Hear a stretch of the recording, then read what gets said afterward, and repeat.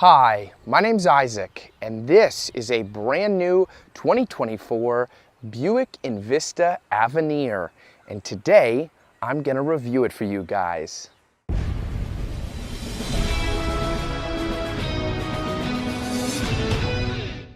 Starting out up front, it seems like Buick has finally been able to escape the "is that a Buick" era with this car. There's been a lot of good press around it. It's selling very well. And I think a big contributing factor to a lot of people liking it is it's affordable. In fact, the base starting price for an Envista is under $24,000. And it looks pretty good too. Up front here, you'll have LED daytime running lights that double as your LED turn signals. And then further down, you'll have your actual LED headlights. And then you'll get your new Buick badge on the front. And I think the overall look is nice. Though admittedly, I have to bring this up, I don't know if General Motors is somehow mandated internally to make a vehicle look like a catfish every 25 years or so. I'm looking at you, 4th gen Camaro. Apparently, Buick is so confident in this new look that the entire current Buick lineup has adopted this styling. I am curious though to see if this will work against them because now the vehicles look so similar. It might be hard to tell them apart from each other. For example, this Envista and this Envision. Yes, these are two different vehicles Buick is currently selling. The Envista is built on the same platform as the second generation Chevy Trax, another incredibly popular SUV for General Motors recently. And underneath the hood, it shares the same engine, a 1.2-liter 3-cylinder, making 136 horsepower and 162 pound-feet of torque. And that's paired to a 6-speed automatic transmission. The EPA estimate is 28 city, 32 highway for the Envista, but in my testing, I actually averaged 34.4, and apparently the best that this Envista has ever done is 43.2. Moving to the profile of the Envista, this is a top-spec Avenir trim, which stickers for a little over $30,000, which is a pretty good deal for all of the features that you get here. This particular one has everything except the optional sunroof, as far as I can tell. So it is available on the Avenir, just not on this particular one that I'm reviewing. Moving down here to start out with the wheels and tires, you'll get 245 45R Continentals around these 19-inch wheels. I think they really go with the aesthetic of this car. Then you get that snazzy Avenir badge. And then up here, you'll have a turn signal indicator incorporated into the mirror cap and blind spot monitoring. I really like the Cinnabar metallic red color here on the Envista. That's a good look. Then you'll have some chrome accents here on the profile, and then moving around to the rear, I really like the taillight design. It almost looks a little Tesla-like back here. And then you'll have your Envista badge, your Buick badge, your Avenir badge as well. And then moving down here, there is a backup camera. And the first way to open up the rear, there's just a touchpad right there. And that will give you access into a pretty spacious cargo area. You get a little light back here, a little bit of storage on the side, and you do get a donut, which is always nice to see instead of a fix-a-flat kit. And then closing it up, you can just tap this button right here. That will lower it, but that is not the only way to open up the rear here on the Envista. Pulling the key out, I think Buick's key is very funny. They were like, we got to incorporate the Buick logo somehow. Oh, we'll just make it the lock button. So that's what it is here. In addition to lock, unlock, panic, and remote start, you also have the ability to raise and lower the lift gate from the key, which is always nice to see. And demonstrating that again, there you go. Alpha Shark will be right back after a word from our sponsor. I don't know about you, but I don't really think about my car battery until I'm in a rush to get somewhere and I jump in my car and I find out my battery's dead. And I'm in the middle of an empty parking lot. Oh, come on! But thankfully, today's sponsor, Ancel, has a solution to this, the BA101 battery tester. So this is really simple. All I have to do is hook this up to the positive and negative on the battery while the vehicle is still running. And then I have quick test, battery in vehicle, out of vehicle, which is really useful to test old batteries. And then you have some other settings here, but we're going to go to battery in vehicle. So I'll hit battery test here. It wants me to turn the headlights on for 10 seconds and then turn them off. So I'm going to do that. Now that we're back, I'm going to click enter, regular flooded, CCA, and then this is 725 amps. So I'll hit enter there again, and it's going to test, and it's going to come back recommending that I replace the battery because the health is at 46%. With this tool, I can help my family, friends, and my coworkers know if they need to replace their batteries soon. Ancel offers a variety of battery testers for any vehicle on their website. Don't wait to find out that you need a new battery until it's dead. Give Ancel a try today. I'll leave a link to their website in the description below. And now, back to the video. Moving to the interior of the Envista Avenir, it is surprisingly opulent in here for $30,000. Starting here with the seats, Avenir is stitched into the headrests. They're very, very comfortable bolstered seats. You have power lumbar and power adjustment. And moving over here to the door panel, disappointingly, it is hard touch plastic up here, though where the majority of people will rest their arms down here, it is a very nice soft touch material. Then you'll have your window controls, your mirror controls, lock and unlock, your lighting controls. You can pop this out to adjust the brightness on the gauge cluster screen and the infotainment screen at night. And then down here is another button dial that you can adjust to open up the rear liftgate. So you can even do that from in here, which is nice to see. Then moving to the steering wheel, this is very, very comfortable. It has heating incorporated into it, which is cool. Well, I guess it's actually hot, but you know what I mean. And then you'll have your radar guided cruise control settings right here, some settings for Bluetooth, and then your music. And then if you want to adjust the volume, you can actually do that from back here. Channel changing's on the other side. This small digital gauge cluster screen is nice to have, though I found there's not really a lot of different customization things. You can go between your like FM, AM, Sirius things, and then you can also adjust some of the blind spot monitorings. You can see that changes a couple different things on here, gap adjustment, but there's really not a ton of customization on this particular screen. And the infotainment screen is kind of similar. It's very basic, and some people might really like that. It's basic. You'll have your Apple CarPlay, Android Auto, options, Wi-Fi hotspot. Then you can mess with like traction control. You can see that's an option on here. And then also you have the little gauges. That comes up over here, which is interesting that it's not popping up over here, but that's how they do it here on the Envista.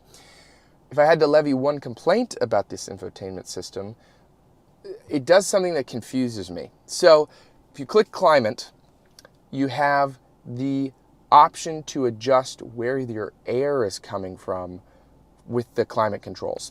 Now here's where it gets a little confusing. Swinging down here to the actual climate controls, you can see there is a fan speed adjuster right here and an actual temperature adjuster.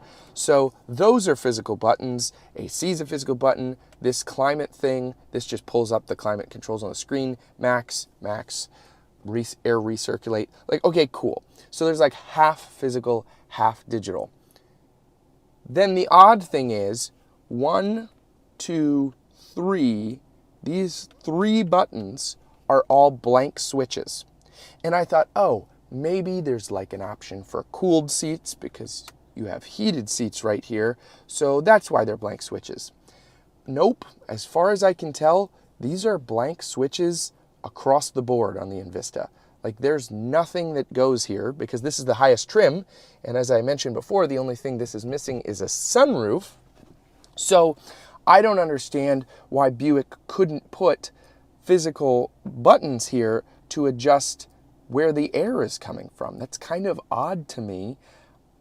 Like you have the switches, you know? So it's relegated to the screen. Kind of an odd choice, and I don't see that very often on cars. It's kind of that hybrid mix of some physical climate controls and some digital ones. Moving down here though, even further, you'll have USB, USB-C, and a 12 volt.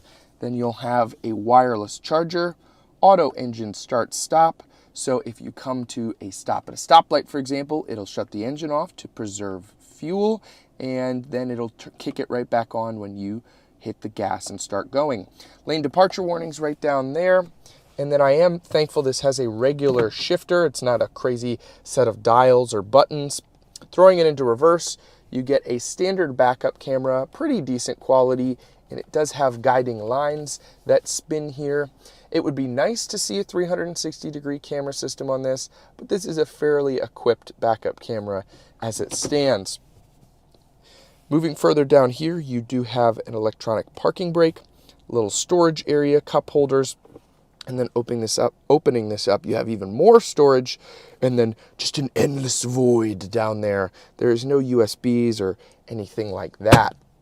Moving over here to the dash, I'm going to show you guys just the glove box real quick, but I just love the attention to detail here on the dashboard and the craftsmanship.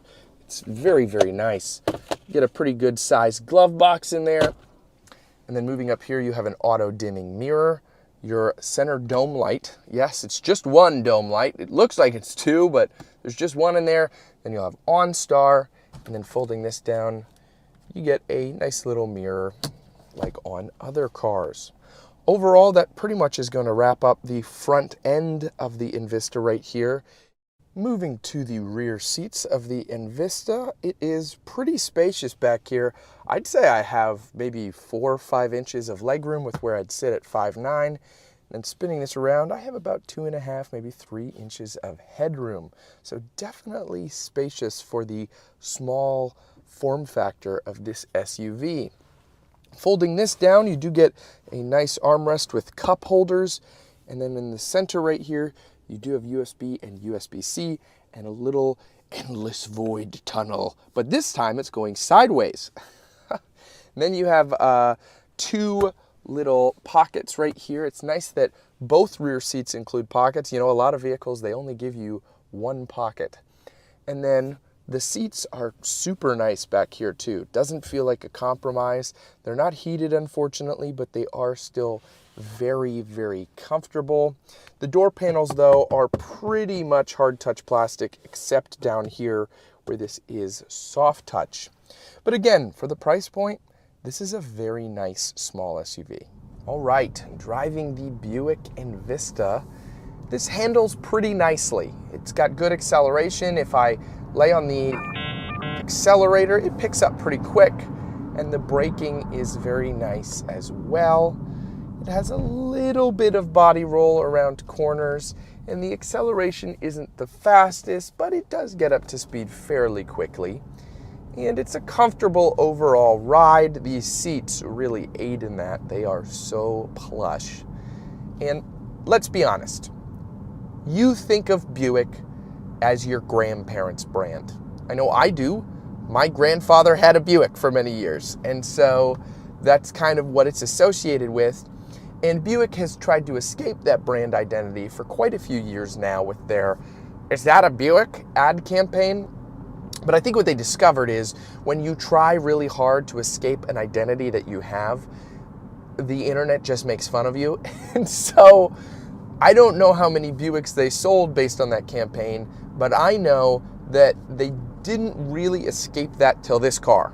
Like, this came out, and I've seen these all over the road. I don't really see a lot of modern Buicks out and about, but this I see, and a lot of people have it, and I've also seen a lot of young people with this one, especially in the new Sporty appearance package. The mid-trim has kind of a blackout package, and a lot of people are driving that, and I think that's a great option. That's a really cool look. And finally, without bonking us over the head with it, Buick has created a vehicle that everybody wants and everybody's interested in. And as I mentioned in the beginning, I think a lot of that is affordability. It's just a really affordable SUV comparatively with a lot of its competitors. and it comes with some really nice features overall. And so I can see this being a really good seller continually in the future. And as I mentioned, it is on the Chevy Trax platform, which has already been a very good seller for General Motors. I know I went to a dealership to review the Chevy Trax, and it took me forever to be able to get one because they were like, every time a Trax gets to our lot, we're selling it like right away. It's selling almost instantaneously. And so it took me a while to get one, and I'm like glad because General Motors said, okay, we need to create a more affordable SUV with some nice features because that's what people are looking for, especially as they're transitioning more towards SUVs kind of broadly. And I liked the Trax. I think it's neat. Not a perfect SUV, but for its price point, pretty good. And I think it's the same thing here with the Envista. I wish it had a 360-degree camera. Cooled seats would be nice. It's kind of weird about that climate control thing, but cars have had weirder climate control setups. It would be nice to have those things, but for the price point, I'm like, yeah, this is fair. Like this is a lot of nice features here, and the overall driving experience is comfortable, and you get a good amount of space in here too, which is awesome. So I like it. I would recommend the Buick Envista if you're looking for something that has maybe a little bit more luxury than some other competitors, but it's still in an affordable price point. Well, that's just about going to wrap up my review of this Buick Envista. I really hope you guys enjoyed. I hope it was an informative video for you. Before I go though, I'd like to mention that I'm a Christian, and if you have any prayer requests, I would love to be able to pray for you. You can leave those in the comment section below. And lastly, I like to close out on a scriptural reading. This week, I'm in the book of Matthew, chapter 5, verse 6. Blessed are those who hunger and thirst for righteousness, for they shall be satisfied. All right, guys, I'll see you next time. And remember, no matter what vehicle you drive, I hope it lasts you a long time and it serves you well. Take care.